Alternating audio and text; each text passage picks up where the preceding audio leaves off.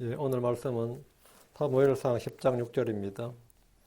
예, 제가 늘 이렇게 요즘은 주제별로 설교하다 보니까 정리를 해서 하는데 오늘은 좀 성경으로서 이렇게 한번 해봐야겠다 싶어서 사무엘상 10장 6절 사울왕의 내리막길 이렇게 제가 백슬라이딩, 이런 다운그레이드, 내리막길을 어떻게 할지 모르겠네요. 어쨌든 인생엔 오르막길이 있으면 내리막길이 있다 그랬죠. 사울 왕은 인생의 가장 정점이 왕이 될 때, 된 후에 1년 차였어요. 그게 사울 인생의 제일 하이라이트였고, 커리어 하이였어요. 그리고 그 이후 40년간 이 사울이 백슬라이딩을 하는 거예요. 서서히 40년간을. 오늘 이 40년의, 이 사울 왕의 40년의 기간을 간략하게 한번 7가지로 정리할 겁니다. 한번 살펴보죠. 사무엘상 10장 6절입니다. 사무엘상 10장 6절 같이 읽겠습니다. 또 주의 영께서 내게 임하시리니 너도 그들과 함께 대언을 하고 다른 사람으로 변하리라. 주의 영께서 내게 임하시리니 사울이 성령을 받은 거예요. 너도 그들과 함께 대언을 하고 대언자들처럼 사울이 대언자가 된 거예요. 대언을 하게 된 거고 다음에 다른 사람으로 변하리라. 사울이 이스라엘의 구원자, 사사가 된 거죠. 그러면서 사사를 능가하는 최초의 왕이 된 겁니다. 그래서 왕으로 기름 부음을 받았죠. 이때가 이제 사울 인생의 최고의 하이라이트였습니다.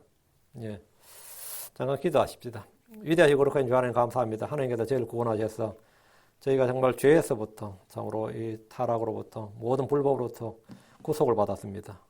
그리고 이제 하나님께서 저희를 높은 부르심으로 부르셨는데 저희가 인생을 점점해서 더 높이 우리 주 예수, 머리 대신 주 예수로까지 자라나게 해주시옵소서. 저희가 실족하거나 이 길에서 벗어나지 않도록 해주시고 저희가 넘어지거나 미끄러지지 않도록 또 쓰러지지 않도록 또 타락하지 않도록 해주시길 간구합니다. 이 배교의 시대에 믿음이 없고 패역하는 이 시대에 저희가 주의 말씀에 굳게 서게 하시고 주님 정하신 그 길로 걷는 그런 성도를 되도록 인도하시고 오늘도 선포하는 말씀을 통해서 저희가 배움과 교훈을 얻고 또 경고를 받고 훈계를 받고 아버지 하나님 저희가 이 말씀을 통해서 새롭게 되기를 원합니다. 은혜 베풀어 주십시오. 주의 영께서 저에게 신선한 기름으로 기름 부어 주십시오. 감사드리며 주의 손 기도합니다. 아멘. 아멘. 오늘 전할 말씀은 사울 왕의 내리막길입니다. 사울은 이스라엘 역사상 최초로 왕이 된 사람입니다. 이스라엘은 출애굽 후에 땅을 이제 상속받아서 각 지파별로 살게 되는데 국가를 세웠죠. 국가를 세웠지만 중앙 집권적인 왕정 체제가 아니고 군주 체제가 아니고 신정 통치 체제였습니다. 그 이스라엘 12지파가 각각 자치적으로 운영되는 연방국가였던지라 왕이 없었습니다. 왕이 없었어요. 나라가 위기에 처하면 하나님께서 일으키신 사사들이 일어나서 백성을 재판했지만 이들 역시 전체 이스라엘이 아니라 자기 지파에서 통치하는 정도였습니다. 예를 들어서 삼손 하면 삼손은 에브라임 지파와는 상관없어요. 단 지파에서만 블레셋과 싸웠지 단 지파에서 블레셋과 단 지파가 그때 영토 경계가 국경지대였다고요. 그러다 보니까 단 지파에서 주로 삼손이 활약을 했지 뭐 다른 지파에서 삼손은 뭐 사사다 이런 건 별로 의미가 없는 말이었어요. 뭐 기드온도 마찬가지죠. 기드온도 므낫세 지파 길르앗 지역에서는 거의 왕이었어요. 사사인데 그렇지만 다른 지파에서는 뭐 에브라임 지파는 기드온이 누군데 기드온 걔가 뭔데 이런 식이었다고 상관없었다고요. 기드온 같은 엄청난 진짜 국국의 영웅이죠. 이스라엘에서. 뭐 입다도 마찬가지고요. 에브라임 사람들은 입다 인정 안 했어요. 그러다 거기에 여러분 온넬부터 시작해서 사사가 이제 마지막 사사가 보통은 이제 사무엘이라고 그러죠. 사무엘은 제사장 겸 대언자 겸 사사였어요. 사무엘 같은 케이스는. 그래 아주 좀 뛰어난 사람이었고 또 한 40년 했으니까 그렇지만 대부분 사사라고 해도 그들 지파와 이웃 지파 정도에서만 이제 재판관이었지 이스라엘 전체를 총괄하는 왕권을 가진 아니면 군사력을 가진 그런 통치권을 가진 사람은 아니었단 말이죠. 그러다 보니까 세월이 흘러서 이스라엘은 이 왕정 체제의 국가로 바꾸기를 원했습니다. 백성들이. 그래서 당시 사사였고 제사장이었고 이제 재판관이었던 이 사무엘에게 왕을 구했습니다. 이때 이스라엘이 국경이 난잡했어요. 그 말은 뭐냐면 항상 이 국경에 분쟁이 있는 거예요. 블레셋도 쳐들어오지, 암몬도 쳐들어오지, 아하스도 쳐들어오지. 그러니까 이스라엘도 지칠 대로 지쳐가지고, 야, 우리가 왕정을 하고 군사력을 딱 갖춰가지고, 이제 언제든지 항시 전시 체제를 갖추자. 사사란 것은 우리가 항상 이게 몇 년 지배받다 보면 우리가 부르짖고 나면 또 어느 날 사사가 일어나고, 때도 모르는, 어느 때도 모르는 하나님께서 사사를 일으키셔야 그때 이제 싸워서 이기고 하는데, 그럴 게 아니라, 항상 국경을 딱 하고, 군사를 갖추고, 좀 안정적인 나라, 이렇게 만들자, 이런 거죠. 그 사무엘은 이를 싫어했어요. 사무엘은 말도 안 되는 소리다 했는데 그 백성들이 집요하게 요구를 하는 거예요. 그래서 하나님 허락하신 뜻으로 백성들이 요구하는 왕을 세웠습니다. 이스라엘이 중앙 집권적인 통치 시스템인 왕정 국가로 바뀔 때 초대 왕으로 등극한 사람이 유다 지파도 아니고 에브라임 지파도 아니고, 그러니까 유다 지파가 보통 남쪽에서는 최고고 에브라임 지파가 북쪽에서 최고예요. 그래서 유다 지파도 하고 에브라임 지파도 아닌 이 가장 약한 지파예요. 베냐민 지파에서 왕이 한 명 나온 거예요. 하나님의 왕을 세운 거예요.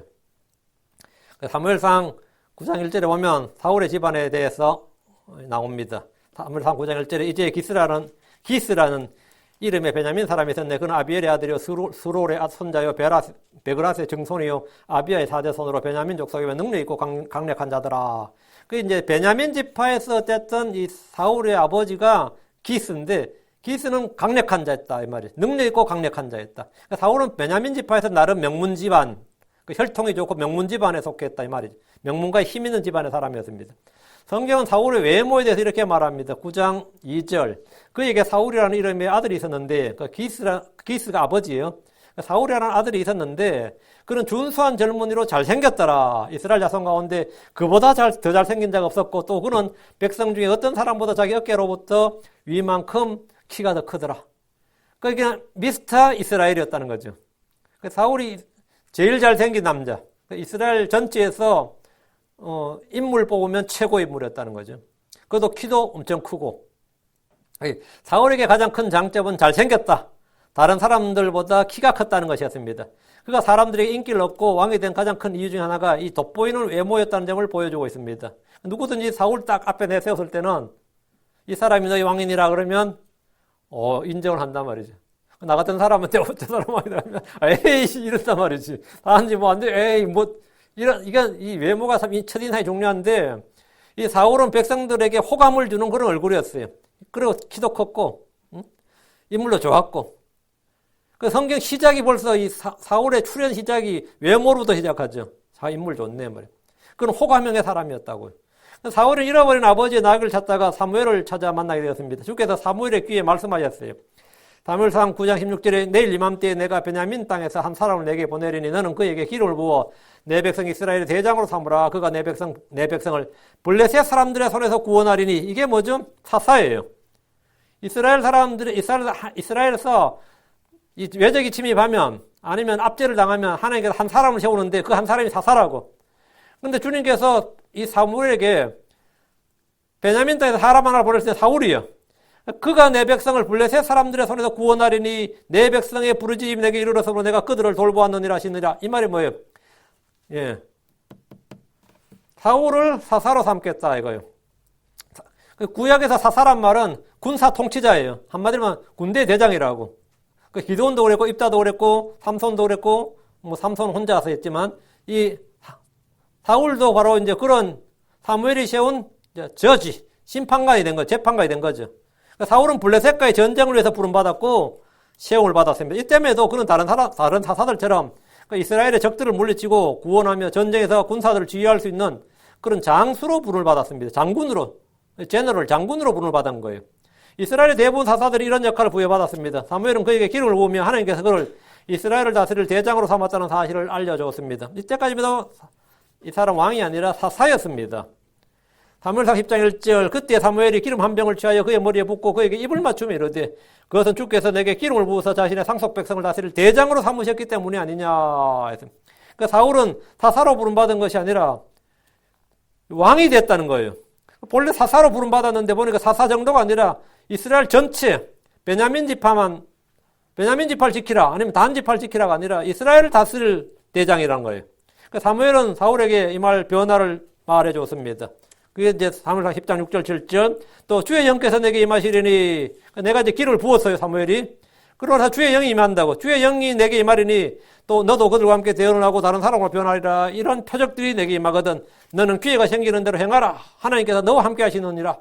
너는 기회가 생기는 대로 행하라. 이 말은 대언할 일은 있으면 대언하고 구원할 일 있으면 구원하고 뭐 이렇게 하라고. 그 사울에게 성령이 임했습니다. 그는 다른 사람으로 변화되었고 대언자가 되었습니다. 서쪽에는 당시 이스라엘 주변에 그 서쪽에는 블레셋 서쪽 남쪽 서남쪽이죠. 그 블레셋은 유다 지파하고도 경계고 위에 옆으로는 동쪽으로는 유다 지파, 위로는 단 지파가 있었단 말이죠. 그 이제 그 블레셋이 있었는데 이 블레셋으로부터 많은 시달림을 받았습니다. 블레셋이 이 속국이 돼야 되는데 이 반대가 된 거예요. 블레셋이 이들에게 막 공격을 하고 뭐 이런 거예요. 그 서쪽에는 블레셋이 있었고 또 이 동쪽에는 요르단강 동편에는 암몬 족속이 있었어요. 근데 계속해서 영토를 침범하는 거죠. 이때 사울이 유다와 이스라엘의 군대를 모집해서 암몬 자손과 싸워서 그들을 멸했습니다. 이 일로 사울은 이rak 이스라엘의 스타가 되었고 왕이 된다고 해도 이스라엘에 반대할 사람이 없었습니다. 누구든지 사울을 반대하느냐 죽임을 당할 위험에 놓일 만큼 사울의 인기는 이스라엘에서 절대적이었어. 백성들에게 이제 인기를 완전히 신망을 완전히 얻은 거예요. 그 백성들은 길갈에서 사울을 왕으로 삼았습니다.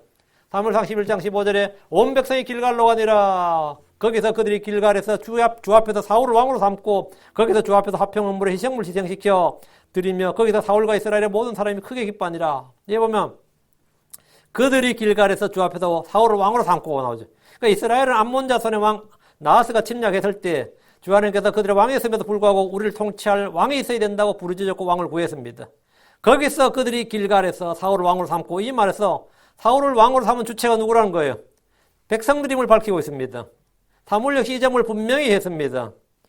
사무엘상 12장 13절에 그러므로 이제 너희가 택하고 너희가 바라던 왕을 보라.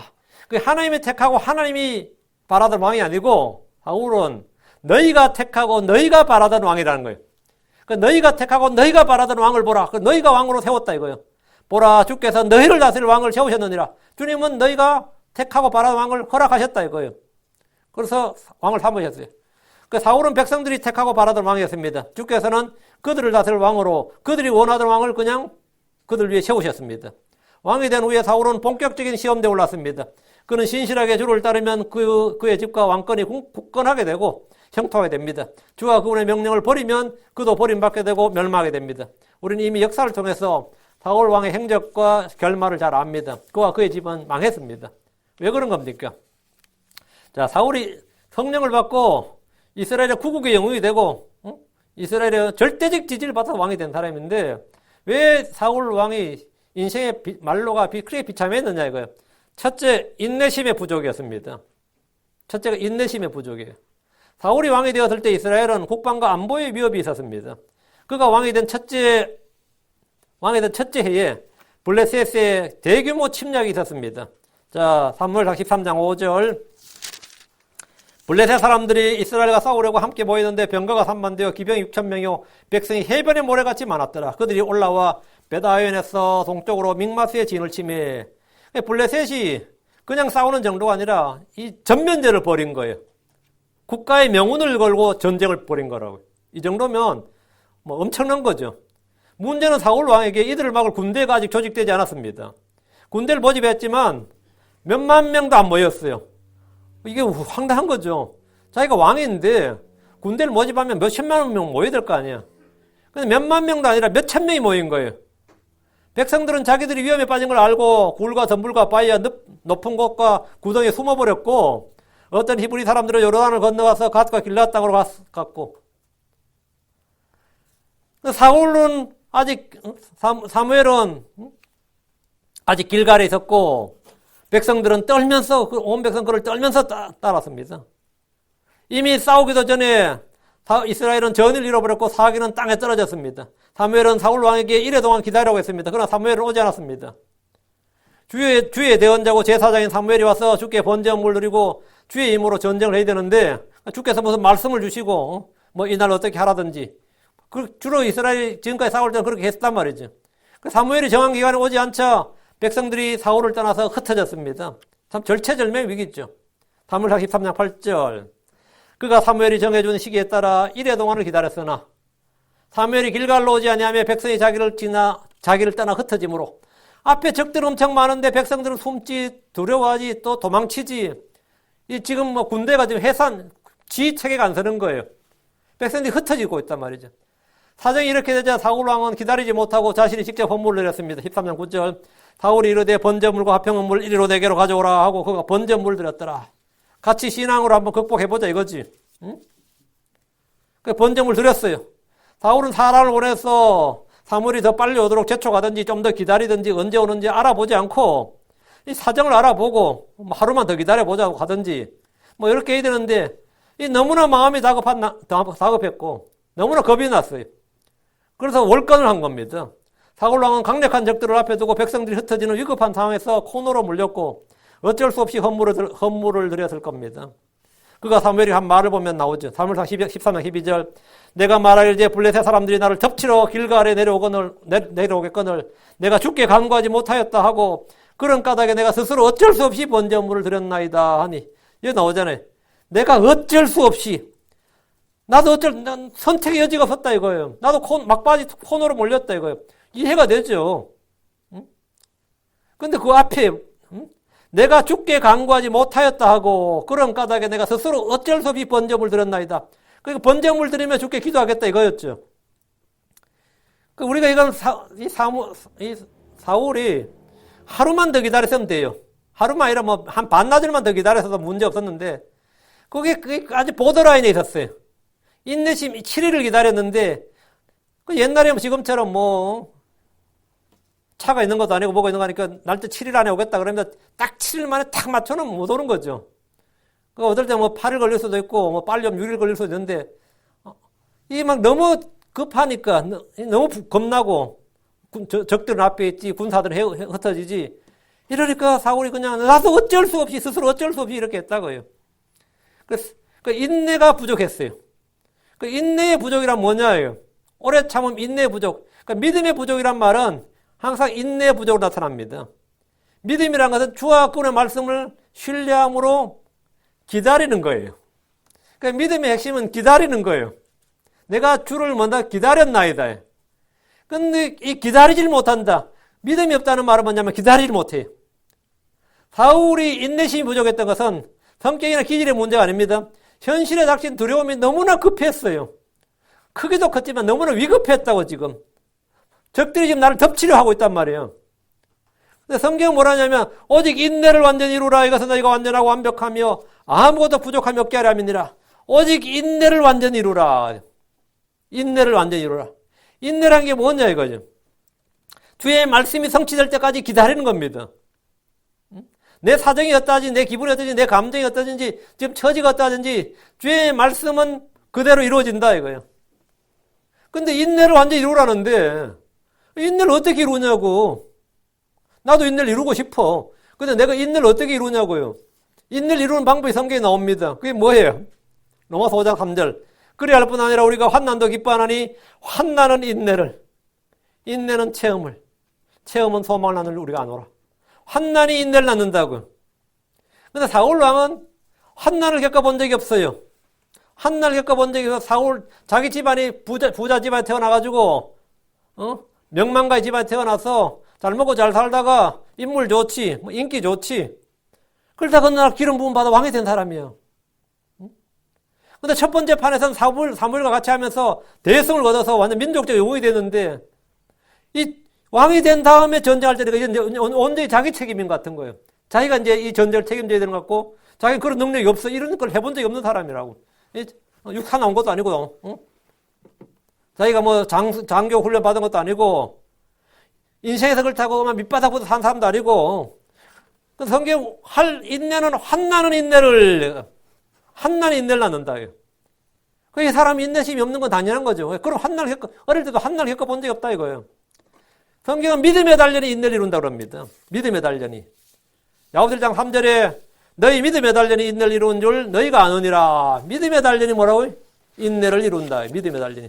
사울은 믿음의 단련을 받은 적이 없는 상태에서 왕이 되었습니다. 뭐 솔로몬도 마찬가지지만. 그 솔로몬은 그래도 형제들 사이에서 이 위기감을 많이 느꼈죠. 잘못하다가는 자기가 죽는다 이거죠. 형제들이 굉장히 쟁쟁했어요. 경쟁자들이 아주 뭐 흐릿한 놈들이 아니라 솔로몬의 형제들은 하나같이 왕이 되고도 남을 만한 제목들이, 그 야심가들이 많았기 때문에 솔로몬은 상당히 그 위기의식을 많이 느끼면서 어릴 때 자라서 왕이 된 사람이에요. 근데 이 사울 왕은 그런 사람도 아니라고. 위기가 없었다고. 믿음의 단련을 받은 적이 없는 왕이었습니다. 그냥 왕이 된 거예요. 덕분에 위기 상황이 닥치니까 평생 처음이었단 말이지. 당황하고 초조했고 두려움에 빠졌습니다. 그가 인내하지 못하고 주의 법을 어기고 멋대로 헌물을 드린 결과는 엄청났습니다.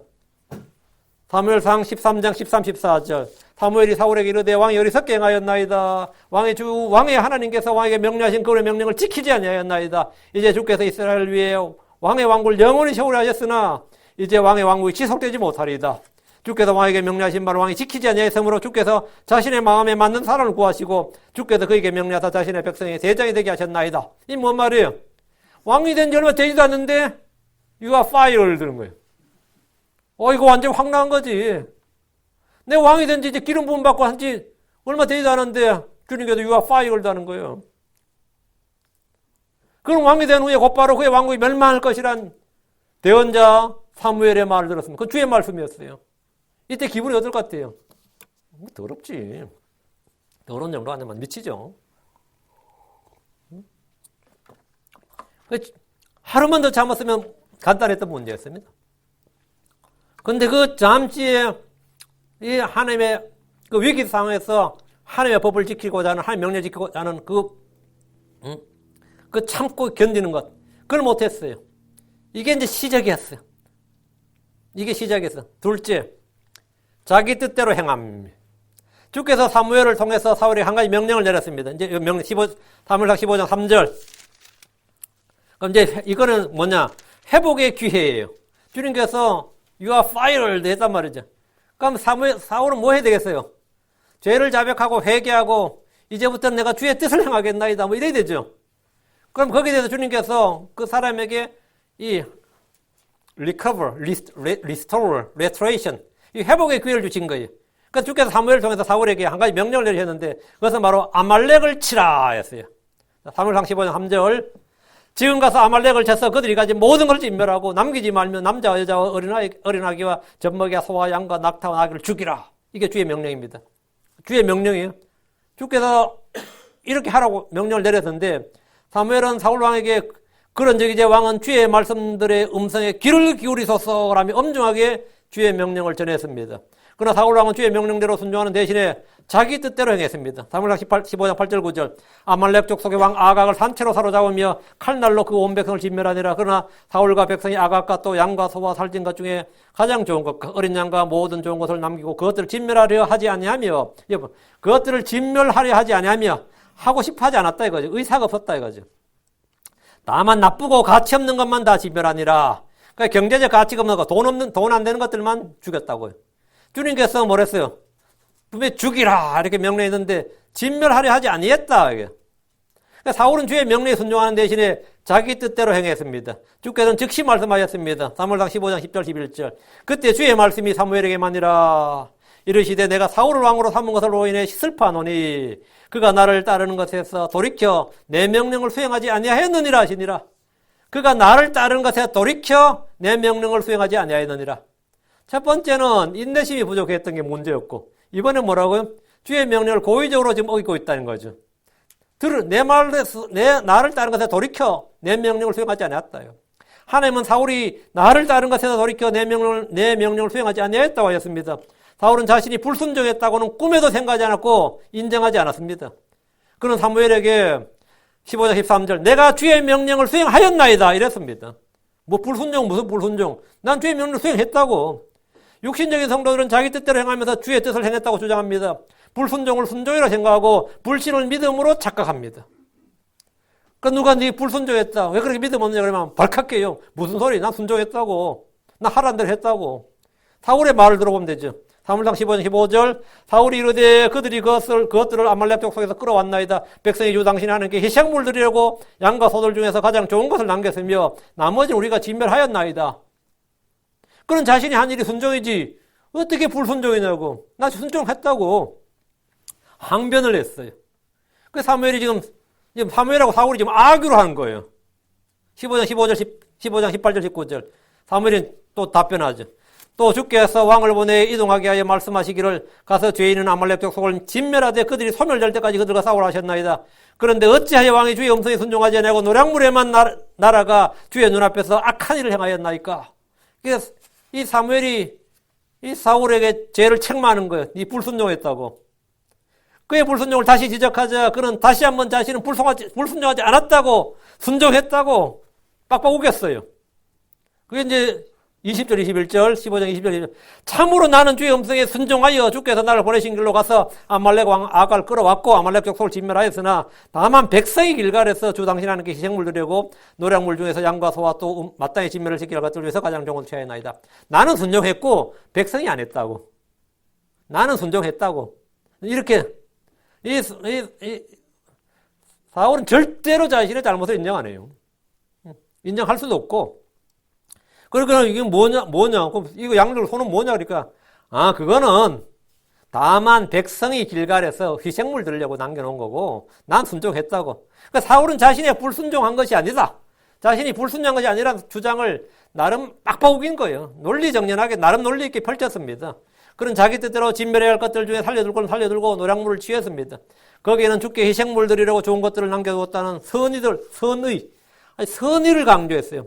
우리가 악의적으로 우리가 한 게 아니라 희생물 드리려고 좋은 걸 남겨놨다. 이렇게. 이에 사무엘은 사울이 한 짓이 불순종이고 죄란 사실을 분명하게 말해주면서 주께서 그를 왕에서 해고하셨다는 사실을 다시 한번 통보했습니다.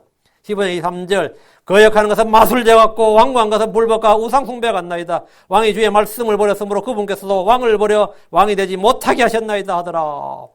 거역하는 것은 마술제와 같고 이거는 이제 사울이 거역한 거죠. 주의 명령 불순종하고 안 한 것이 거역한 것이고 완고한 것은 뭐예요? 지금 죄를 지적하면서 계속 난 순종했다는 거예요. 아주 완고한 거죠. 완고한 것은 불법과 우상숭배 같나이다. 그럼 죄를 지적하면 잘못했나이다. 죄를 지었나이다. 뭐 해결해야 되는데 죄를 지적해도 죄를 받아들이지 않아요. 나는 순종했나이다. 순종하였나이다. 계속 이러는 거예요. 그러면서 사울과 사무엘이 지금 싸움을 하고 있는 거예요. 지금 말싸움하고 있는 거예요. 지금. 사무엘은 황당한 거죠. 그래서 하는 말이 거역하는 것은 마술제와 같고 완고한 것은 불법과 우상숭배와 같나이다. 지금 사울 너는 지금 마술제와 불법, 우상숭배 같은 죄를 지은 것이다 이거예요. 왕이 주의 말씀을 버렸으므로 그분께서 왕을 버려 왕이 되지 못하게 하나이다. 너는 확실히 뭐라고? 해고됐다. You are fired. Second warning. 두 번째 경고예요. 세 번째 이제 삼진 아웃 되는 거죠. 사울은 두 번째 해고 통보를 받았습니다. 셋째, 두 번째는 자기 뜻대로 행함. 이게 지금 다운그레이드가 되고 있는 거예요. 첫 번째는 인내심의 부족이었고, 두 번째는 자기 뜻대로 행함. 셋째는 시기심입니다. 사울왕은 블레셋과의 전쟁에서 매우 고전했습니다. 당시 블레셋에는 걸출한 장군이 있었어요. 골리앗이라고. 이 골리앗이란 거인이 있었습니다. 그는 당대의 챔피언으로서 이스라엘과의 전쟁에서 큰 위협이었고 두려움의 대상이었습니다. 사울왕은 골리앗이 있는 블레셋을 이길 수가 없었습니다. 이 전쟁에 다윗이 참전함으로 전세가 바뀌었습니다. 사울왕이 완전히 고전하고 이 전쟁을 이길 수가 없는 전쟁이었는데 목동 다윗이 형들한테 왔다가 이 전쟁에 참여한 거예요. 그래서 이 다윗이 골리앗을 죽이는 이거 완전히 뭐 기적 같은 일이 발생해가지고 전세가 바뀌었어요. 다윗이 골리앗을 죽임으로 이스라엘은 단번에 블레셋을 이기고 승리했습니다. 사울과 그의 군대가 돌아올 때 각 도시마다 승리한 왕과 군대를 축하했습니다. 왜? 개선 장군이잖아요. 왕이 왕궁에 있는 게 아니라 직접 전쟁에 참여했던 친정했단 말이죠. 왕이 친정을 해서 이기면 그건 완전히 왕은 완전히 왕권이 견고해지고 최고가 되죠. 사무엘상 18장 16절 그들이 돌아올 때 곧 다윗이 그 블레셋 사람을 사륙하고 돌아올 때에 여인들이 이스라엘의 모든 도시에서 나와 노래하고 춤추며 작은 복과 악기를 가지고 기뻐하며 사울왕을 맞이하니라. 기분 찢이죠. 이런 이 재미로 이게 진짜 승리하는 장군의 진짜 개선문화를 세워라지 이러면. 근데 여기에 문제가 있어서 18장 6절까지면 됐어 오케이인데 그 다음이 문제에서 18장 7절 사울왕보다 다윗을 높이는 이 어리석은 우매한 군중들이 있었어. 왕조국가에서 왕보다 누굴 높이면 그건 재앙입니다. 그 사람은 그게 뭐냐? 왕조국가에서 왕보다 누군가를 더 높이면 그 사람은 반드시 사약을 받아요. 칼을 맞거나 귀양을 가거나. 그 백성들이 18절 7절에 남자들은 이게 정치 감각이 있어서 이런 말 안 해요. 근데 18장 7절 봐. 여인들이 놀며 서로 화답하여 이르되 사울이 죽인 자는 수천이요 다윗은 수만이로다. 이건 다윗 엿먹으라는 것 같아요. 이건 다윗 엿먹으라야 이거는. 응? 왕이 지금 오고 있는데 왕이 지금 앞에서 행차하고 있는데 사울이 죽인 자는 수천이요 다윗은 수만이로다 이러면 뭐 어떡하라는 거야. 다윗 이 말 들었을 때 어땠겠어요? 기뻤겠어요? 철딱서리 없으면 기뻐했겠지. 철 있는 사람이라면 이제 내 인생 끝났다 싶을 겁니다. 응? 왕조국가에서 왕이 지금 개선장군으로 지금 들어오고 돌아오고 있는데 지금 백성들 속에서 이런 소리가 나오는 거예요. 사울이 죽인 자는 수천이요 다윗은 수만이로다. 왕보다 더 영광을 받고 더 높이를 받고 더 명예를 얻는 신하는 그날부터 그건 사실은 끝나는 거예요. 위험천만한 일입니다. 오롯이 왕에게 영광이 돌아가야 되는데 다윗이 더 큰 영광을 받아버린 겁니다. 이때 이제 다윗은 사실 말이죠. 제대로 하면 석고대죄해야 됩니다. 진짜 옷 찢고 말이죠. 머리에 죄를 덮어 쓰고 나에게 영광을 돌리지 마라 그러고 이래야 돼요. 사울은 이런 일을 용납하지 못했습니다. 그는 다윗을 왕국의 위험 인물이고 정적으로 여겼습니다. 사무엘상 18장 8절 9절에 사울이 심히 노하고 그 말을 기쁘게 여기지 아니하여 성모로 이르되 그들이 다윗에게는 수만을 돌리고 내게는 수천만 돌리니 왕국 외에 그가 더 얻을 것이 무엇이겠느냐 하고 그날 이후로 사울이 다윗을 주목하였더라. 그날 이후로 이날부터 사울 안에는 다윗에 대한 시기심이 가득했습니다. 그는 형제를 사랑한 것이 아니라 미워하기 시작했습니다. 형제를 미워하는 자는 성경에 따르면 뭐다? 살인자다. 살인하는 자다. 이게. 요한일서 3장 15절에 누구든지 자기 형제를 미워하는 자는 살인하는 자니 살인하는 자 속에 영원한 생명이 거하지 않은 줄을 너희가 아느니라 했습니다. 가인은 아벨을 시기해서 죽였습니다. 다른 거 없어요. 시기해서 죽였어요. 요셉의 형제들은 요셉을 시기해서 그를 죽이려 했다가 종으로 팔아버렸습니다. 자기 형제를 미워하는 자는 어둠 가운데 있습니다. 요한일서 2장 11절 자기 형제를 미워하는 자는 어둠 가운데 있고 어둠 가운데 걸으며 자기가 어디로 가는지 알지 못하나니 이는 그 어둠이 그의 눈을 멀게 하였기 때문이라 했습니다. 사울은 다윗을 시기하면서부터 그날부터 자연스럽게 그를 미워했고 그를 죽이려는 계획을 세웠고 몇 차례는 그를 죽이려는 시도를 했습니다. 그는 죽을 때까지 다윗을 죽이기 위해서 가진 애를 다 썼습니다. 시기는 미련한 자를 죽이고 뼈를 썩게 하는 겁니다. 욥기 5장 2절에 진노는 어리석은 자를 죽이고 시기는 미련한 자를 죽이느니라 했고 잠언 14장 30절에 건전한 마음은 육체의 생명이나 시기는 뼈를 썩게 하는 것이니라 했습니다. 사랑은 시기하지 않습니다. 성경 우리에게 경고합니다. 로마서 13장 13절 낮에 하듯이 우리가 정직하게 걸으며 흥청거리거나 술 취하지 말고 침실을 더럽히거나 방탕하지 말며 다투거나 시기하지 말자. 시기하지 말자. 갈라디아 5장 26절 우리가 헛된 영광을 구하며 서로 노엽게 하거나 서로 시기하지 말지니라. 시기하지 말지니라. 시기하지 말지니라. 그 유능한 다윗이 그렇게 유능하면 그 유능한 사람을 자기 신하로 부하로 거두면 되죠. 그 자기가 그 컨트롤하면 되죠. 왕이니까. 근데 이 시기를 하다 보니까 미워하게 되고 미워하다 보니까 죽이려 하게 되고 어둠이 그의 마음을 가리니까 자기가 하는 짓이 뭔지를 모르겠는. 그때부터 뭐 폭주하는 거예요. 그 이제 점점 이제 또 한 단계 또 이 사울의 인생이 한 단계 또 더 다운그레이드가 된 거예요. 넷째, 살인자가 되었습니다. 사울이 다윗을 시기하면서 주의 영이 그를 떠나고 대신 악한 영이 그를 괴롭게 했습니다. 이건 최악이었습니다. 사무엘상 16장 14절 그러나 주의 영께서 사울을 떠나고 분명히 아까 주의 영께서 임했죠. 그 대언도 했다고. 근데 이때 주의 영께서 사울을 떠났습니다. 언제? 예, 사울이 다윗을 시기하고 그 마음에 살인하고자 할 때부터 주의 영께서 사울을 떠나고 주로부터 온 악한 영이 그를 괴롭게 함으로 성령이 떠나고 악한 영이 왔다고요. 사랑해야 될 이웃, 사랑해야 될 형제를 미워하면 그 속에 어둠이 와게 되고 그는 살인자가 됩니다. 누구든지 자기 형제를 미워하는 자는 살인자요란 말씀대로 이건 전적으로 진리예요. 주의 영이 임했고 대언도 했던 사울에게 주의 영이 떠났고 악한 영이 임했습니다. 형제를 미워하면 그 마음은 어둠 가운데 가게 되고 그의 눈은 멀게 됩니다. 그는 자기가 어디로 가는지 자기가 무슨 짓을 하는지 알지를 못합니다. 사울 왕은 다윗을 미워하면서부터 인생이 완전히 나락으로 떨어지게 되었습니다. 그는 악한 영에게 시달렸고 괴롭힘을 당했습니다. 막 계속해서 원인 불명의 편두통에 시달리고 말이죠. 계속 왜 이렇게 머리가 아프지? 왜 이렇게 마음이 계속해서 심란하지? 뭘 해도 안정이 안 되고 불안하고 초조하고 잠은 안 불면증에 시달리고 이래도 그런 거 한번 겪어본 적 있으세요? 여러분 하도 뭐 잘 살아서 그런 게 전혀 없었나?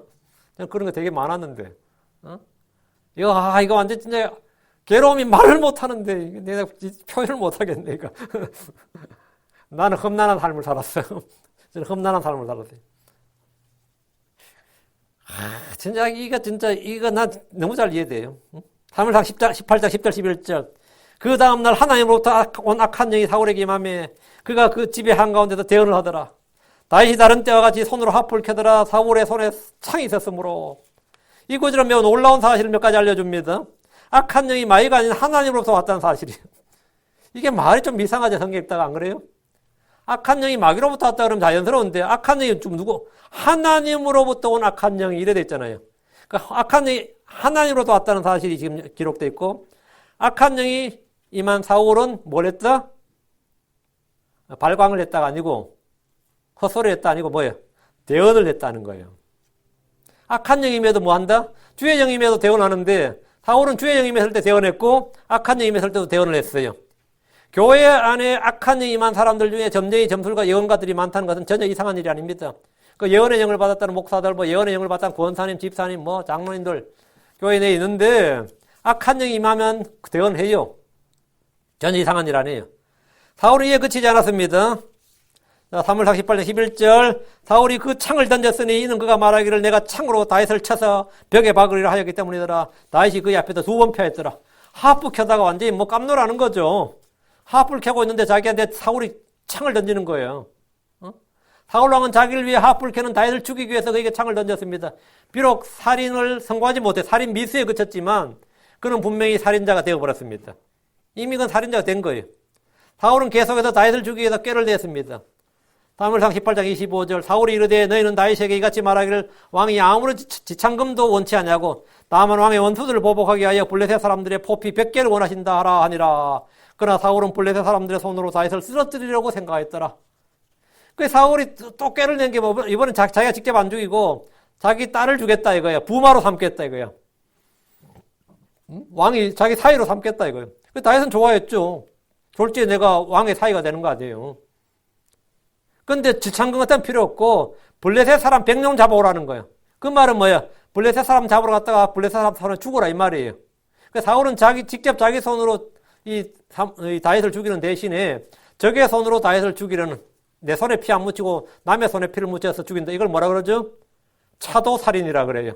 남의 칼로 사람을 죽인다. 이게 손자병법이 36개까지 되어 있거든. 18개는 공격이고 18개는 18가지 계략은 수비예요. 근데 이 앞에 18개 중에서 세 번째 계략이 뭐냐면 차도살인이에요. 남의 칼로 죽이라 이거예요. 그러니까 내가 직접 싸우지 말고 남의 군대를 이용해서 남과 불화시켜서 그들끼리 싸우게 해서 망하게 하든지. 이건 뭐 병법에서 아주 유명한 그리고 정적을 죽일 때는 아주 자주 쓰는 왕조국가에서 자기 정치적 그 적을 죽일 때 자기가 직접 못 죽이긴 좀 그렇잖아요. 그 자기가 직접 못 죽일 때 이렇게 이 짓을 많이 했죠. 다윗은 성공했어요. 다윗은 우리아 죽일 때 자기가 직접 못 죽이고 적의 손에 죽게 만들었죠. 이 차도살인의 계를 쓴 거죠. 사울도 이랬었는데 사울의 계략은 실패했어요. 왜? 다윗이 더 많이 죽이고 예상 밖의 전투력을 가진 다윗이었어. 응? 그러나 다윗을 향한 이 사울의 살인작전은 결코 멈추질 않았습니다. 사울의 인생은 세월이 흐르면 흐를수록 점점 더 나빠졌고 살인 본능은 점점 더 점점 더 커져만 갔습니다. 다섯째, 살인 미수였는데 이번엔 진짜 살인을 했습니다. 다윗에 대한 살인 미수였죠. 다섯째는 제사장들을 죽였다. 이건 진짜 죽였어요. 사울왕은 다윗에게 도움을 준 제사장들을 모두 죽였습니다. 사무엘상 22장 18, 19절 왕이 도에게 이르되 너는 돌아서서 제사장들을 덮치라 하며 에돔 족속 도액이 돌아서서 제사장들을 덮쳐 그날에 아마의 옷을 입은 자 85명을 죽였고 제사장대 도시 노블 칼날로 치되 남자와 여자와 아이들과 젖먹는 자들과 소와 나귀 양들을 칼날로 쳤더라. 주님께서 칠한 아말렉한테 이렇게 못하고 제사장들의 도시를 이렇게 한 거예요. 그 제사장을 85명 죽이고 그 가족을 다 죽이고 그들 갖고 온 소와 양들까지 다 죽였다는 거죠. 소와 나귀 양들까지 다 죽였다 이거. 완전 진멸해버린 겁니다. 이것은 신정국가인 이스라엘에서 상상도 할 수 없는 일입니다. 사울은 주의 제사장들을 죽이는 일에 조금도 주저하지 않았고 아무런 두려움이 없었습니다. 완전히 막 간 거죠. 이 정도면 진짜 뭐 누구 말대로 막 가자는 것이지. 사울이 이 정도로 미친 짓을 할 줄은 누구도 상상하지 못했습니다. 그는 주의 기름 부음을 받아 대응을 했던 왕입니다. 그러나 이제는 눈에 보이는 것이 없는 막가파식 행동을 서슴지 않았습니다. 그는 배교의 철로를 질주하는 열차처럼 나락으로 끝없이 달려가고 있습니다. 사울을 제어할 수 있는 것이 뭡니까? 몸의 질병이나 전쟁 같은 징계나 심판이 없다면 그는 결코 멈추지 않을 겁니다. 이때 뭐 사울이 몸에 완전히 죽을 병에 걸렸다든가 이러면 뭘까? 아니면 또 갑자기 큰 전쟁이 난다든가 아니면 뭐 친위 반란이 일어난다든가 이런 게 아니면 사울을 멈출 수가 없어요. 사람이 악을 행하는데 기울기 시작하면 스스로 멈추거나 돌이키는 일이 거의 없습니다. 다메섹의 길에서 주의 빛이 임한 사울처럼 그런 초연적인 개입이 없다면 스스로 죄를 깨닫고 회개하는 일은 거의 없습니다. 제사장들을 모두 죽여버릴 정도면 그의 영적 상태는 거의 마귀에게 사로잡힌 수준이라도 틀린 말이 아닙니다. 디먼 퍼제스트 이 정도로 간 거지 지금 사울의 상태가. 그는 더 이상 건전한 생각형이나 정상적인 이성을 가진 사람도 아니었습니다. 사울은 광기에 사로잡혀 있었습니다. 사울은 국경을 지키고 외적을 물리치기 위해 군대를 일으킨 것이 아니라 다윗을 죽이기 위해서 군대를 소집했습니다. 사무엘상 24장 2절에 그때 사울이 온 이스라엘에서 택한 사람 3,000명을 거느리고 다윗과 그의 사람들을 찾으려고 들염소 바위로 가니라. 군대 3,000명 이끌고 지금 다윗 잡으러 가는 거예요. 사울은 다윗이 블레셋과 싸운 것을 알고 블레셋 사람들을 따르다가 갑자기 블레셋이 아니라 다윗을 추격했습니다. 사울에게는 블레셋과의 전쟁보다 다윗을 잡아주는 것이 더 큰 싸움이었습니다. 앞에 적을 두고 군대를 돌려 다윗을 추격하는 사울은 제정신이냐? 미친 사람이죠. 사람이 어쩌다 이렇게 되었을까 싶지만 이것이 오늘날 교회의 모습입니다. 타락한 목회자들 모습도 이거고 타락한 성도들의 모습도 이와 같습니다. 그 사람 전에 믿는 사람인데 어쩌다 그 모양이 됐지? 그때 분명히 그런 거 알고 우리하고 그때 교제할 때는 그런 게 아니었는데 그런 사람이 아니었는데 나중에 이야기 들어보면 완전히 뭐 상상도 안 되는 이야기가 막 들리는 거예요. 이게 뭐 한번 미끄러지기 시작하면 이 중간에 제동장치가 없는 거죠. 제가 얼마 전에 어떤 분 설교를 들었는데 아주 설교를 짧게 하더라고요. 그래가지고 그건 제일 뒤에 그냥 쭉 제가 넘기고 안 듣고 쭉 뒤에 그냥 기도하는 장면까지 어떻게 듣게 됐어요. 근데 기도가 놀랍더라고. 자기가 한 20년 이상 자기가 교제하던 사람 이름을 대면서는 그 사람을 마귀에게 넘겨주시옵시고 뭐 이렇게 기도하는 거야. 두 사람을 찍어가지고 뭐 사도 바울 흉내내는 것 같은데 그들을 마귀에게 넘겨주시옵시고 하는데 제가 깜짝 놀랐어요. 그러니까 이게 저는 굉장히 영적인 사람이었는데 어쩌다 저렇게 됐을까 하는데 60만 남았구나. 그 사람이 육신 위에 포장되어 있던 영적인 모든 건 다 빠져나가고 지금 60만 남았구나. 60만 남았구나. 이 마지막 순간에 영적인 것만 남으면 제일 좋은데 영적인 건 다 빠져나가고 세월이 흐르면서 영적인 구석이 있었던 것은 다 빠져나가고 다 사라지고 완전히 60만 남은 거예요. 그 60만 남은 거죠. 이 사울이 지금 이런 상태, 60만 남은 거예요. 사람이 어쩌다 이렇게 되었을까 싶지만 이것이 진짜 사람이 바닥을 보인다 그러죠. 밑바닥을 보인다. 그러니까 육신적인 성도들은 싸워야 할 적들을 앞에 두고도 그들과 싸우는 대신에 옆에 있는 자기 이웃이나 자기 형제들과 싸웁니다. 그리고 뭐 그걸 개의치 않고 싸워요. 그리고 뭐 사울은 지금 제사장들 죽였죠. 제사장들을 이제 완전히 막 가는 거죠. 이보다 더 이보다 더 최악일 수가 있는가 싶은데 아직도 더 있어요. 6째, 부리는 영을 지닌 사람을 찾았다. 하나님을 찾다가 하나님께서 응답하지 않으니까 마귀에게 달려가더라는 거죠. 이 사울이 이제 진짜 끝장난 사울 왕은 총 40년을 왕으로 통치했습니다. 그의 말년은 주를 찾는 대신에 마귀의 영이 들린 사람을 찾았고 악한 영을 힘입어서 죽은 자를 통해 주의 뜻을 알고자 했습니다. 그건 한때 이스라엘에서 불인 영을 지닌 자들과 마술사들을 그 땅에서 쫓아내었습니다. 잘한 거죠. 개혁정책이죠. 그런 그가 블레셋이 침략하자 두려움에 떨었습니다. 지금까지 한두 번 전쟁을 치른 것도 아닌데 이번에는 이전보다 훨씬 더 큰 두려움이 사울에게 임했습니다. 그의 몸도 늙었지만 마음이 더 쇠약해졌던 겁니다. 성경은 다음은 28장 1절에 사악한 자들은 쫓아오는 자가 없어도 도망하나 의로운 자들은 사자같이 담대하니라. 그 사울은 이제 담대함은 전혀 없고 쫓아오는 자가 없어도 도망한다고. 블레셋이 쳐들어온다는 말만 듣고도 이 사울은 두려움에 달달달 떨었어요. 그 사울은 왕이 된 후부터 점점 마음과 양심이 더럽혀졌고 약해졌습니다. 이럴 때 그에게는 영적 도움을 줄 사람이 없었습니다. 사무엘과 같은 대언자도 없었고 노베 있던 제사장들을 몰살시킴으로써 제사장들과는 완전히 적대관계가 되어버렸고 다윗과 같은 신실한 신하들을 장수로 두는 대신에 정적으로 몰아 죽이려고 내쫓아버렸고 블레셋 군대가 쳐들어오니까 두려울 수밖에 없는 겁니다. 사무엘상 28장 5절 사울이 블레셋 사람들의 군대를 보고는 두려워하였고 그의 마음이 크게 떨림으로 그의 마음이 크게 떨렸단 말이 뭐예요? 물자 그대로 달달 떨었다는 말이에요. 이 한마디는 당시 사울왕의 상태를 가장 잘 보여주는 말씀입니다. 그는 자신의 군대를 신뢰할 수가 없었습니다. 자신의 지혜나 명철을 의지할 수도 없었습니다.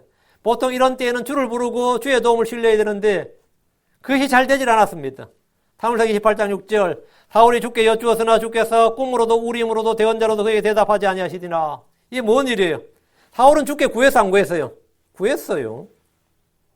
주께 구한 건 잘한 거죠. 자기가 하도 떨리니까 당연히 주께 구했지. 그 주께 여쭈었는데 주께서 꿈으로도 우림으로도 대언자로도 그에게 대답하지 아니하니라. 주님 응답이 없는 거예요. 노 앤서야. 주님이. 주께서 왜 사울의 이 간절한 기도에 사울이 얼마나 진짜 다급하고 두려움에 떠는 기도를 하는데 왜 주님이 아무런 대답도 해주지 않는 겁니까?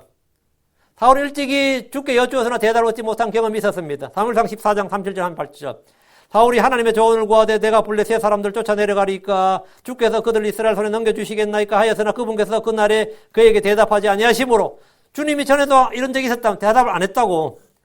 그때 사울은 즉시 알았어요. 아, 우리에게 죄가 있다. 이 죄가 있어서 우리에게 죄가 있기 때문에 주님 응답하지 않는다. 그래서 백성들이 우두머리를 모아서 너희는 여기로 가까이 오라. 이날 이 죄가 어디에 있는지 알고 살펴보라 하고 지시했습니다. 사울은 죄가 있을 때 기도 응답이 되지 않는다는 사실을 알았습니다. 사울은 경험적으로 주께서 응답하지 않는 기도에 대해서 알았어요. 그건 뭐가 있기 때문이다? 죄가 있기 때문이다. 하나님과 우리를 가로막는 죄가 있기 때문이다. 이거. 그 사울이 블레셋과의 전쟁이란 큰 위기를 앞에 두고 주 앞에 여쭈었지만 주님께서 아무런 응답도 주지 않으셨습니다.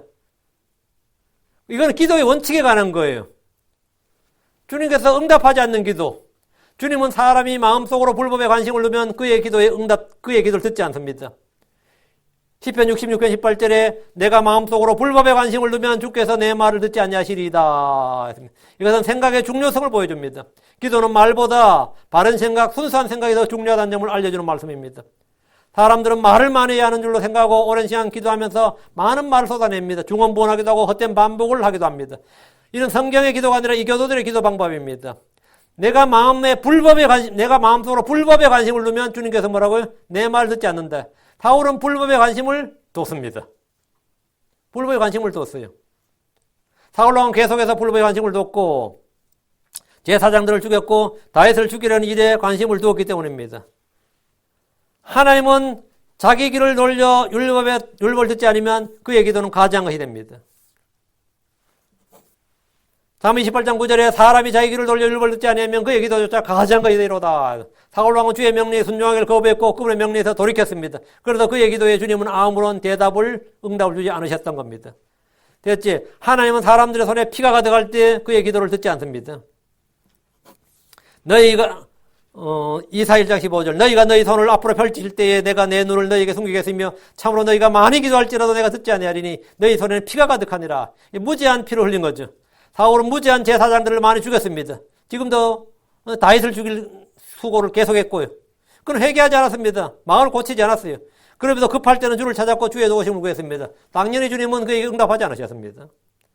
다음 주님은 주의 말씀을 듣길 거부하는 사람들이 기도하고 부르짖을 때 듣지 않으십니다. 예레미야 11장 14절에 그러므로 너는 이 백성을 위해 기도하지 말며 그들을 위해 부르짖거나 기도를 올리지도 말라. 그들이 자기들의 고난으로 인해 내게 부르짖을 때에 내가 그들의 말을 듣지 아니하리라. 그들이 자기들의 고난으로 인해 내게 부르짖을 때 자기들의 고난으로 인해 부르짖는다는 말은 위급할 때, 힘들 때, 어려울 때 부르짖는 거잖아요.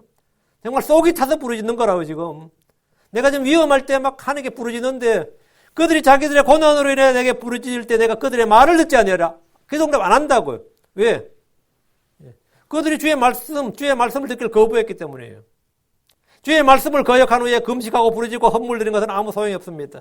예레미야 14장 12절 그들이 금식할지라도 내가 그들의 부르짖음을 듣지 아니하겠고 그들이 번제물과 봉헌물을 바칠지라도 내가 그것들을 받지 아니할 뿐 아니라 오히려 칼과 기가 역병으로 그들을 소멸시키리라 하시니라. 금식 기도도 안 듣고 봉헌물 드리면 기도도 안 듣고 안 듣는다 이거예요. 주께서는 주의 권고를 무시하고 책망을 전혀 원치 않을 때 그들이 어떤 기도를 해도 주님 듣지 않습니다. 잠언 1장 28절 30절에 그때 그들이 나를 부를 테이나 내가 대답하지 아니하겠고 그들이 일찍 나를 찾아도 나를 발견하지 못하리니 이는 그들이 지식을 미워하고 주들의 악을 택하지 아니하여 내 권고를 전혀 원치 아니하고 내 모든 책망을 멸시하였기 때문이니라. 그 주님께서는 기도 응답 안 해준다 이거예요. 듣지 않겠다고. 아무리 불러도 내가 대답하지 않겠다 이거예요. 사울왕은 이 모든 요건을 다 갖춘 사람이에요. 하나님께서 듣지 않겠다고 한 모든 요건을 다 갖춘 사람이 지금 막 부르짖은 거예요. 블레셋이 쳐들어왔는데 내가 어떻게 하면 좋겠습니까? 근데 주님 응답이 없는 거예요. 우림으로도 둠밈으로도 대언자로도 제사장 누구도 응답이 없어요.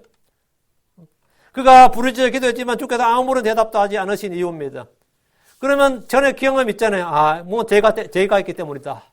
그럼 전에처럼 죄가 무엇인지 찾아내라. 그래서 죄를 찾아내고 주 앞에서 긍휼을 구하고 그 죄를 자백하고 버려야지. 그리고 하나님께 회개하고 이게 정상이죠. 그 자신의 죄를 자백하고 회개하고 주님의 긍휼만 구하면서 주의 긍휼을 구하고 내 죄로 인해서 나를 벌하시다도 이 백성들을 불쌍히 여겨달라고 기도하든지 뭐 이렇게 그 주의 긍휼을 구하고 마음을 돌이켜야 됩니다. 그런데 주님의 응답이 없으니까 이 막가파 사울이 어떻게 한 거예요? 처음에는 그렇게 겸손하고 주의 영을 받았던 이 사울이었는데 주의 응답이 없네. 주의 응답이 없으면 주의 응답이 있을 때까지 말이죠. 긍휼을 구하고 아니면 대언자를 찾든지 뭘 해야 될까? 제사장을 찾든지. 그거 주의 응답이 없자 지체 없이 뭐 주의 응답 없으면 내가 할 일 없을 줄 아냐? 플랜 B가 있다 이거야. 플랜 B를 가동했어요. A가 안 되면 B를 한다 이거야. 플랜 B가 뭐예요? 접신한 자를 찾으라 이거야. 자기 신하한테 하는 말이 접신하는 자를 찾으라는 거예요. 그 사무엘상 28장 7절 이에 사울이 자기 신하들에게 이르되 부리는 영을 지닌 여인을 나를 위해 찾으라. 신접한 여자를 찾으라 이거예요. 내가 그녀에게 가서 그녀에게 물으리라 하니 이거 완전 황당하죠. 그의 신하들이 그에게 이르되 보소서 엔돌에 부린 영을 지닌 여인이 있나이다. 이 신하도 골 때리지. 왕이시여 그러면 안 됩니다. 뭐 이래야 되는데 이 왕이 그러다 보니까 신하도 다 그런 놈들만 끼리끼리 모인다고. 신하가 지금 알고 있잖아요. 엔돌에 불인 영을 지닌 여인이 있나이다. 이 말은 뭐예요? 나도 가끔 거기 가서 묻는다 이 말이지. 나도 점친다고. 응? 교인들이 말이죠. 신년 운세 보고 신년 부적 하나 만들고 교회하는 목사가 뭐 개척교회 터잡으려고 뭐 점쟁이 찾아가고 뭐 그런 말이 들어봤죠? 내가 이번에 어디에서 개척해야지 부흥할 것 같으냐 이러면. 그 점쟁이가 뭐라 같아요? 점을 봐주지. 같은 업종에 종사하는 사람으로서. 같은 업에 종사하는 사람으로서 점을 봐줘요. 같이, 이 같은 영을 지닌 자들이에요, 이게. 이 부리는 영을 지닌 여인을 찾아라 그러니까, 좀 찾아봐야겠다가 아니고, 왕이 전에 다 죽이라 그랬지 않았냐? 뭐, 이것도 아니고, 전에 사울이 다 죽이라고 했어요. 왕이 다 죽이라 그래서 없다고 없다고 하든지, 찾기 어려울 텐데요 하든지, 뭐, 이래야 정상일 것 같은데, 그 즉석에서 답이 나오는 거야. 보소서 엔돌에 부린 영을 지닌 여인이 있나이다. 한번 가봅시다. 와, 이거 황당한 거죠. 사울은 최악의 선택, 최악의 결정을 내렸습니다. 그는 죽게 묻는 것을 포기하고 대신에 부린 영을 지닌 사람을 찾아서 죽은 사무엘을 불렀습니다. 사무엘상 28장 8절에 그가 이르되 원하노니 나를 위해 부린 영으로 점을 쳐서 내가 내게 지명할 사람을 나를 위해 위로 데려오라.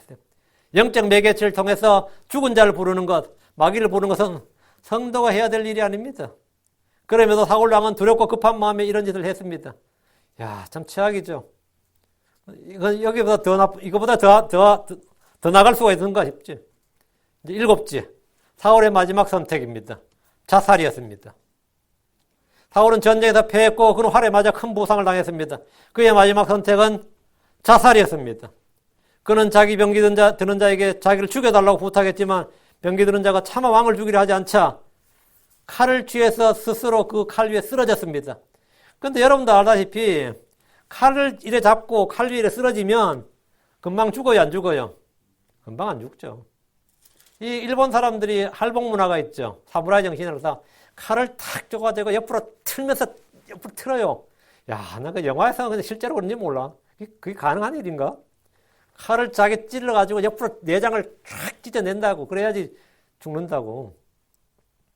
근데 사울은 그냥 칼을 이렇게 해가지고는 그냥 옆에 병기든자에게 나 좀 죽여달라고 그러니까 어떻게, 살인은 어떻게 해? 병기든자가 왕을 어떻게 죽여요?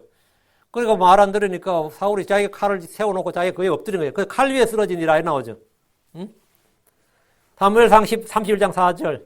이에 사울이 자기의 병기 드는 자에게 이르되 내 칼을 빼어 그것으로 나를 찌르라.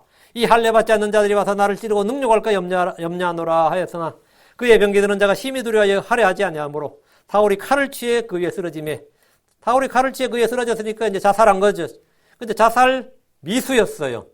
자살을 하긴 했는데 죽질 않았다고.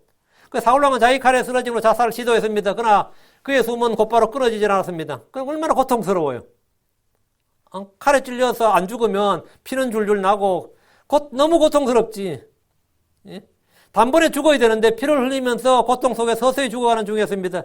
그는 죽어가는 중에 지나가는 사람이 있어. 그에 뒤에 한 청년을 불렀어요. 그리고 그에게 말하기를 너는 누구냐 이러면서. 그래서 사무엘 1장 9절 내 생명 아직 내게 온전히 남아있어. 내 생명 아직 내게 온전히 남아있어. 이 말은 뭐예요? 안 죽었어 이 말이. 칼은 찔렸는데 안 죽었다고. 고통이 내게 임하였나니 원하건대 너는 내 위에 서서 나를 죽이라. 그냥 단숨에 좀 죽여달라고. 그러니까 이 사람은 사울의 소원을 들어줬어요. 아말렉족 속이었거든. 그는 주께서 일찍이 진멸하라고 하신 아말렉족 속이었습니다. 사울의 사체는 블레셋 사람들에 의해 벳산 성벽에 묶였습니다. 죽은 사체를 이제 성벽에 묶어놓은 거예요. 성벽에다가 매달아 놓은 거예요. 참, 나무에 매달린 자마다 저주받은 자라 그랬죠. 그 나무에 매달랐는지 안 매달렸는지 모르겠는데 성벽에 그냥 아주 돌에 묶어놨어요. 그 야베스 길라 사람들이 사울하고 그 아들 시체가 벳산 성벽에 묶였다는 말 듣고 특공대를 조직해가지고 용맹한 사람을 조직해가지고 사울의 사체를 찾아오라고. 그 성벽에 묶인 그 사울의 사체와 그의 아들들의 사체를 취해서 야베스로 돌아왔어요. 그 몸들을 어떻게 할까? 묻어줘야지, 당연히. 그래도 왕인데, 그죠? 근데 묻어주지 않고 그 사람들이 화장을 해버렸습니다. 사울 왕을 화장을 했는데, 구약시대에 이스라엘에서, 유대에서 화장이라는 건 있을 수가 없는 거예요. 이스라엘 사람들의 민간신앙에는 화장은 지옥이에요. 지금도 유대인들의 신앙은 뭐냐면 화장이 없어요. 지금도. 그 유대인들은 지금도 우리 몸에 우리가 알지 못한 어느 부위에 신의 영역에 속한 뭐가 있다고 생각해요. 그 부활 때에 그것이 작동해서 부활한다고 믿는다고. 그래서 화장을 해버리면 그게 소멸된다고 생각해. 그래서 절대 화장은 안 한다고. 그리고 이 복음주의 신학교 이 목사들 중에서도 우리 이제 지옥 가는 지옥의 불이란 말이기 때문에 화장도 불길에 몸이 타는 거잖아요. 혼이 이제 불타는 게 지옥이고 그 몸이 불타는 것도 마찬가지 안 좋다. 근데 이제 불교나 힌두교나 이쪽은 전부 다 화장이거든요. 그래서 기독교인들은 유대교나 기독교는 화장 문화가 없었어요. 지금 이제 화장을 많이 하지. 우리 뭐 별로 괜찮은데 그다 구약 시대에 왕을 화장한다는 것은 상상도 못할 일이에요. 근데 어쨌든 왕을 화장을 해버린 거예요. 묻어주는 게 아니라 이왕 데려와서 묻으면 좀 잘해서 묻어주면 될 걸 가지고 그냥 불태우고 뼈를 가져다가 그 뼈를 야베스에 있는 나무 밑에 묻었습니다. 사울왕은 성경에서는 거의 찾아볼 수 없는 화장을 당했습니다. 그는 왕이 될 때 정점에 있었습니다. 인생의 정점에 있었어요. 그러나 왕이 된 후부터 그의 인생은 죽을 때까지 그리고 그 후까지 점점 아래로 떨어졌습니다. 그는 마침내 스스로 칼 위에 자기 몸을 던졌고 숨이 덜 끊어져서 아말렉 자손에게 죽임을 당했고 죽은 후에는 그 사체가 성벽에 매달렸고 마지막에는 불에 태워졌습니다. 사울왕은 순종의 길에 선 성도들이 어디까지 망할 수 있는지 순종의 길에 선 성도들이 중간에 뭐 불순종을 시작하거나 어디 하여튼 미끄러지기 시작하면 어디까지 망할 수 있는지 보여주는 가장 좋은 예입니다. 그 사람도 크리스찬이었다고 그러던데 한때 목사였다고 하던데 한때 선교에서 했다고 하던데 우리 그런 말 듣죠? 그런 사람이 어디까지 망할 수 있는가? 사람이 망하려면 어디까지 망할 수 있는가요? 그의 일생은 하나님의 은혜를 입은 성도가 미끄러져서 돌이킬 수 없는 지경에 이런 성도들에게 본보기와 경고와 교훈을 주고 있습니다. 죄를 지을 때 즉시 죄를 자백하고 회개해야 됩니다. 회개 외에, 죄를 자백하고 회개한 것 외에 이 브레이크는 없어요. 그 회개란 게 뭐냐 이거예요. 회개가 위에서 아래로 떨어지는 것을 유턴하는 방법입니다. 그걸 브레이크를 잡고 유턴하는 방법이 뭐냐면 회개예요.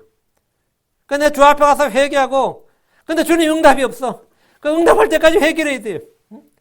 그리고 계속해서 하나님께서 자기 얼굴을 숨기시면 그냥 그걸 기다려야, 나는 인내로 기다려야 됩니다.